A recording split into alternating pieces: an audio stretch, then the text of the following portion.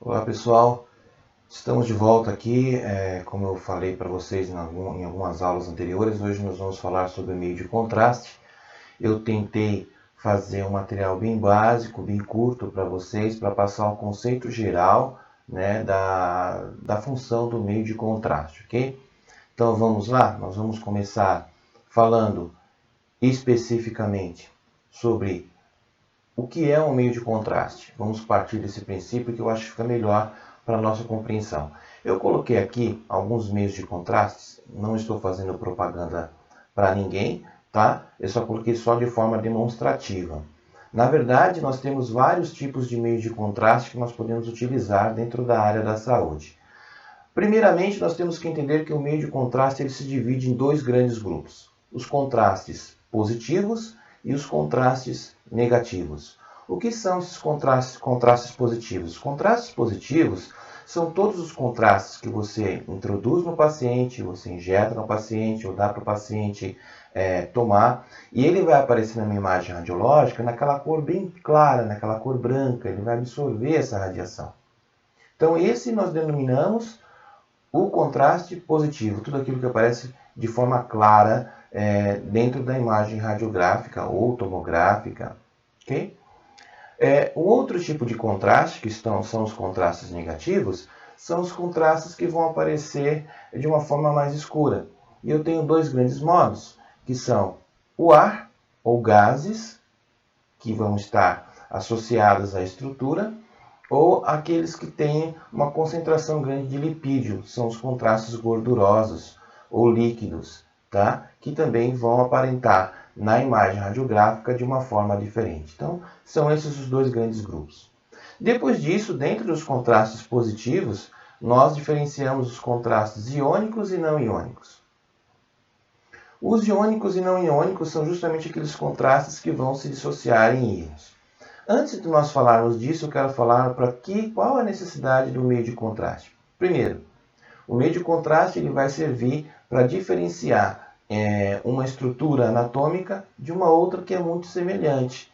Então eu coloquei uma definição aqui, ó, que os dois órgãos de densidade e número atômico médio, ou seja, semelhantes, não são distinguíveis dentro de um raio-x convencional, certo? Então, para eu tirar essa diferença, o que eu faço? Eu coloco dentro desse órgão, ou próximo a esse órgão, ou fazendo o revestimento desse órgão, um produto, um material artificial ou natural que me dê a diferenciação da absorção da radiação quando a radiação atravessar esse paciente.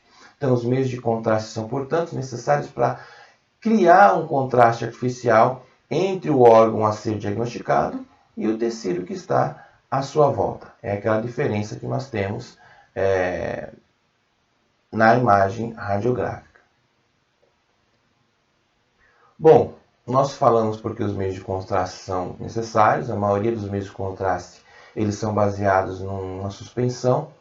Suspensão é aquele pozinho que geralmente em alguns remédios de criança vem aquele pozinho que você mistura com água, agita e depois dá o xarope para a criança, o medicamento para a criança tomar. Então isso se chama suspensão, tá? É um pó bem fininho.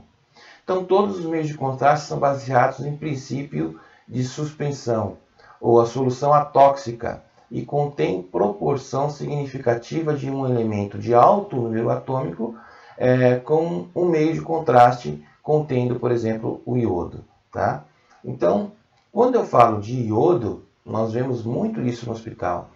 Pega o iodo para aplicar no paciente, o paciente já tomou o iodo. Na verdade, ele está tomando um subproduto do iodo. Iodo é uma coisa, iodado é outra coisa, é outro elemento químico. Então, é errôneo você dizer que o paciente tomou iodo ou você aplicou iodo no paciente. Não, você aplicou iodado, tá? É um subproduto. O iodo é um material bruto, ok? Quando o raio-x atinge o iodo, ou seja, o iodado, em meio de contraste, a área aparece branca no filme de raio-x. Então, ela vai se destacar em relação à estrutura que está ao lado dela, a estrutura adjacente. Okay? Além do iodado, também tem os produtos à base de bário, que são os baritados. Tá? Mais para frente nós vamos ver essa diferenciação. Então, o contraste iodado, ele é um meio de contraste composto do iodo, é um derivado do iodo, e ele vai fazer com que a imagem fique mais aparente na minha radiografia. O baritado, ele também faz esse mesmo processo, só que eu tenho duas diferenças. O baritado eu só posso colocar no paciente, ou dar para o paciente tomar via oral, via retal, via cavidade externa. O iodado não. O iodado eu posso colocar diretamente dentro de uma veia, de uma artéria do paciente, que esse material depois vai ser eliminado pela urina e pelas fezes. Tá? Então essa é a diferença. O baritado eu não posso aplicar endovenoso. O iodado eu tenho essa possibilidade. Bom, características básicas dos contrastes iodados. O contraste iodado é uma característica específica dele. Para ele ser um meio de contraste, para ele poder ser utilizado na área da saúde, primeiramente ele tem que ser hidrossolúvel, ou seja, ele tem que se dissolver em água ou em algum outro líquido. Ele vai ter baixa lipofilidade, ele vai ter que ser excretado facilmente pela via renal. Ele tem que ser inerte, sem nenhum tipo de atividade, ou seja, se ele tomar, se o paciente ingerir, se for aplicado no paciente ele não pode se transformar em nenhum outro produto. Ele vai continuar sendo aquele mesmo produto que foi injetado no paciente. Ele tem que ter estabilidade química, ou seja, ele não pode ser metabolizado de nenhuma forma. Ele vai ser absorvido pela corrente sanguínea, células vão levar ele até o rim, até o fígado, né? Vai passar por todo o processo sanguíneo, por toda a corrente sanguínea, mas ele não pode ser metabolizado, porque senão ele perde a característica de um contraste iodado. Ele tem que ter baixa viscosidade, que é isso, ele não pode ter muita resistência na hora que ele estiver fazendo a passagem pelo organismo do paciente. Isso depende da sua densidade, do seu tamanho, do tamanho da molécula. Porque se ele for muito viscoso, ele vai provocar, ele vai excitar mais o sistema imunológico do paciente. E o paciente vai ter uma reação alérgica. Ele tem que ter baixa osmolaridade. Quanto maior a osmolaridade, maior a quantidade de partículas e menor será a concentração de água. Né? Então, obviamente que ele vai também se tornar mais denso. Bom, aspectos gerais. A estrutura básica do meio de contraste, ele é formado por um anel benzênico. O anel benzênico é um aromatizante, na verdade, que não é somente utilizado para o meio de contraste, para outros tipos de medicamentos também.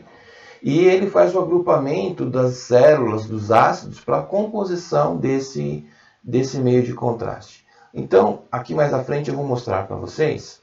Eu tenho lá um anel benzênico. Para quem não sabe o que é um pouquinho uma base de química. Então, eu tenho aqui um anel benzênico, na sua forma original. E ele é a base que vai caracterizar o meu meio de contraste. O que vai ser feito nesse meio de contraste? Eu vou tirar uma parte desse anel benzênico e vou acrescentar aqui nessa parte do anel benzênico uma estrutura do iodo. Então eu pego lá um pedacinho do iodo e coloco aqui, ó, na composição desse anel benzênico. E aí o que vai acontecer? Eu estou mudando a forma química desse produto para um outro produto derivado. Então olha só como vai ficar. Então aquilo que eu tinha como anel benzênico, eu coloquei aqui, ó, um iodo, e ele ficou um subproduto, ele se transformou em iodado, ele se transformou num subproduto. Posso anexar outras coisas aqui? Sim, eu posso anexar um sabor, eu posso anexar um aromatizante, tutti-frutti, eu posso anexar uma cor, um corante, né? Então eu transformo esse produto, que em sua forma bruta tem gosto de metal, em um produto, por exemplo, que vai ter um cheirinho de tutti-frutti, uma cor rosada, uma cor de morango, um gosto, né, mais suave. Por quê? Porque daí fica mais fácil para o paciente, por exemplo, fazer uma aplicação via oral. Uma criança, por exemplo. Vou fazer um exame contrastado infantil. Você deixa a criança em jejum de 12 horas. Pelo período da manhã, ela vai fazer o exame contrastado. Ela não comeu nada nas últimas 12 horas, evidentemente que ela vai estar com fome. Então, a hora que você der para a criança, ela vai tomar aquilo rapidinho, vai sentir aquele cheirinho, aquele gosto do aromatizante, e aí você consegue fazer o contraste com mais facilidade. Porque se eu der o produto para ela sem nenhum tipo de artifício, nenhum tipo de aromatizante, ela vai experimentar, depois ela não vai querer tomar o restante do contraste, porque tem gosto de metal, certo? Então tá lá, este anel foram agregados átomos de iodo e agrupados, agrupamentos complementares, ácidos substitutivos, que no caso aqui seria o nosso R1 e o nosso R2. Bom, e a ionicidade? A ionicidade é a capacidade de uma substância se dissociar quanto em solução, produzindo partículas osmoticamente ativas. Então ela vai se transformar primeiramente num cátion, depois ela vai se transformar num ânion, e disso eu faço a dissociação. Nós não vamos entrar muito nessa parte química, porque é uma parte um pouquinho mais complicada, e esse vídeo é básico, tá? Isso você vai ver mais para frente em outras aulas que nós vamos acrescentar sobre os meios de contraste. Então eu tenho lá os contrastes iônicos e os contrastes não iônicos. Eu coloquei duas definições básicas, que geralmente sempre caem nas avaliações. Os iônicos se dissociam em solução, produzindo partículas com poder osmótico, que é osmótico nós vimos no slide anterior. E os não iônicos não se dissociam, tá? Então, não dissociam, não iônico. Se dissociou, iônico. Bom, existem algumas regras para nós fazermos a aplicação, o armazenamento e a manutenção desse material. Primeiramente, eu preciso que, por regra, ele esteja em uma temperatura ambiente. Então, o meio de contraste ele vai ter que estar numa temperatura corporal antes da aplicação no meu paciente. Então, a temperatura corporal do paciente varia de 36,5 a 37 graus. A maioria dos serviços de radiologia, na verdade, não possuem esse tipo de instrumento dentro da sala, principalmente na tomografia e na ressonância magnética. São raros os serviços que tem, mas que é uma estufa. Por quê? Essa estufa, o meu meio de contraste vai ficar dentro dessa estufa. E essa estufa ela vai ficar numa temperatura de 37, 36,5, 37 graus. Via de regra, 37 graus. Por que isso? Porque 37 graus é a média da temperatura corporal. Então, quando eu aplicar esse meio de contraste no paciente, através de uma bomba injetora, seja lá o que for, o que vai acontecer? Ele vai ter menos resistência na hora que ele fizer a passagem pelo espaço, pelo lúmen das veias e das artérias. E se eu diminuir a resistência, eu também diminuir a possibilidade dele ter uma reação alérgica, seja ela qual for. Porque eu tenho alguns tipos de reação alérgica. Eu tenho reação alérgica leve, tenho reação alérgica grave e tenho reação alérgica gravíssima. Geralmente, algum bom percentual da população tem uma reação alérgica que é chamada de leve, que é ruborosidade, coceira, vermelhidão. Essa é a reação alérgica leve ao meio de contraste. Se a pessoa teve essa pequena reação alérgica, ela vai ter que ficar no sorinho lá, de meio litro, pelo menos por 1 hora, até terminar o sorinho, e tem que se hidratar bastante, tomar bastante líquido para eliminar o mais rápido possível o meio de contraste do organismo. Tá? O armazenamento e manipulação vai ser administrado no paciente via pulsão venosa, via gelco, via bomba injetora, como nós vimos na tomografia computadorizada.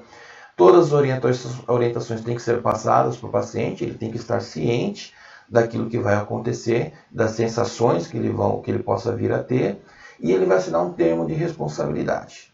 Esse termo de responsabilidade é justamente para que ele fique ciente do que pode, da reação alérgica que ele pode acontecer. Bom, em termos de protocolo, cada hospital e cada clínica geralmente possui o seu. Eu coloquei aqui a média, tá? Então, assim, o paciente em jejum de 6 horas, tem locais que falam 12 horas, tem locais que querem que o paciente fique 24 horas em jejum. Vou suspender qualquer medicamento de hipoformina, justamente para melhorar a diluição dos rins, a forma renal desse paciente. E o princípio ativo, eu vou sempre cortar ele 48 horas antes. Então, 2 dias antes, a pessoa tem que controlar a diabetes dela de uma outra forma, se ela tiver necessidade de usar o meio de contraste dali a 48 horas. E aqui chega a parte mais interessante, que é a parte da farmacocinética. Bom, o meio de contraste, ele é conhecido por provocar reações alérgicas. Já viram aquela história? Ah, você tem reação alérgica a iodo, você pode comer camarão, você pode comer lagosta, você pode comer frutos do mar, né? Então, assim, se você não pode comer frutos do mar de alta profundidade, camarão, lagosta, lula, então você também não pode, ou é um grande concorrente a não poder utilizar um meio de contraste iodado. Por quê? Você tem sensibilidade ao princípio ativo dele, que é o iodo. Ok?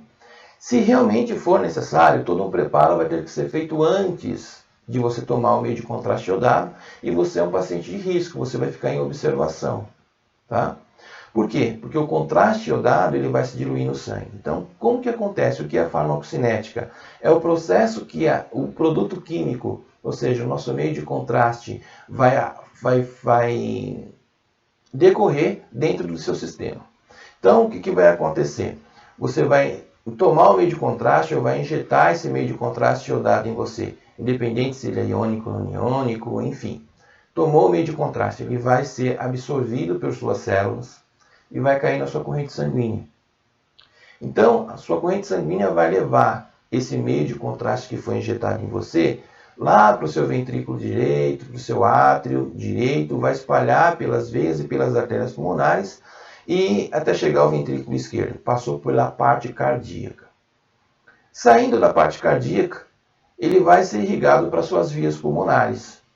Então, ele vai passar pelos alvéolos, vai passar pelos brônquios, vai passar pela artéria renal. 15 segundos depois, nós chamamos de delay, ele vai estar lá já próximo aos seus rins. E ele vai estar sendo absorvido pelas células e o seu rim vai filtrar esse meio de contraste, certo? Então, seu rim, seu fígado, ele vai filtrar esse meio de contraste para que ele seja eliminado do seu organismo. Porque esse é um material pesado, é um produto pesado, então ele não pode ficar no seu organismo. Se você tomou 100 ml de meio de contraste iodado, você vai ter que liberar pela urina 100 ml de contraste iodado. Nenhuma molécula vai ficar no seu corpo. Tá? Quando isso acontece, entra em ação a sua glândula tireoide. O que vai acontecer com a sua tireoide? Ela vai produzir mais hormônio, porque a tireoide ela gosta, na verdade, do iodo. Ela vai produzir mais hormônio tireoidiano, que vai ser liberado na sua corrente sanguínea. Quando esse hormônio tireoidiano for para a sua corrente sanguínea, vai ativar os seus rins. E os seus rins vão aumentar o seu processo para a eliminação desse meio de contraste. Então você vai meio que forçar o seu rim através da glândula tireoide. E esse rim vai forçar a fazer a filtragem pelos capilares dessas moléculas de iodado que você absorveu, certo? Evidentemente que se o rim está funcionando mais rápido, adivinha o que vai acontecer? Vai produzir mais urina e a pessoa vai ficar com vontade de urinar, tá? Então, isso é um dos fatores do meio de contraste. O meio de contraste, a partir do momento que ele foi aplicado, o contraste iodado, a pessoa vai ter esse tipo de sensação, vai sentir uma sensação de queimação no local onde o contraste penetrou, depois ele vai sentir uma pequena dor abdominal, porque ele vai ter que ter essa vontade de urinar. Bom, chegando lá nos seus rins, os rins vão filtrar tudo isso que está na sua corrente sanguínea, e ele vai provocar uma pequena nefrotoxicidade, porque o meio de contraste é um material pesado, como você está forçando o seu rim, é como se eu quisesse passar num filtro uma quantidade muito grande de açúcar. Vai passar? Vai passar pelo filtro, mas o açúcar ele vai ser um impeditivo para que a água passe pelo filtro. tá? Então depende muito do volume injetado. Então isso vai, de qualquer forma, sobrecarregar o seu sistema renal.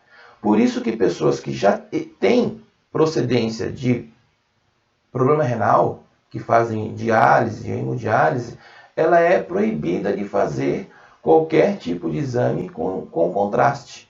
Por quê? Ela vai forçar já um órgão debilitado a funcionar mais rápido, com mais pressão, com mais responsabilidade, para poder eliminar esse produto do organismo dela, sendo que o órgão já é debilitado. Ele não vai conseguir, ele pode entrar em colapso.